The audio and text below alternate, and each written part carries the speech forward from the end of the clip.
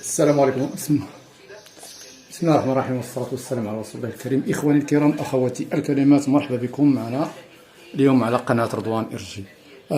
بالنسبة لليوم الفيديو ديال اليوم اللي غادي يكون قصير بزاف. اليوم إن شاء الله اللي غادي نتعرفوا عليه على المقابلة ديال اليوم اللي غادي تنقل وتجمع بين فريقي بالميراس وفريق الأهلي المصري. نتمنى توفيق فريق الأهلي المصري اليوم إن شاء الله. هذه المقابلة ستذاع على قناة MBC 2 مصر، MBC مصر 2، وهي وجميع قنوات MBC. هناك MBC أكسيون، وهناك كذلك MBC مصر 1.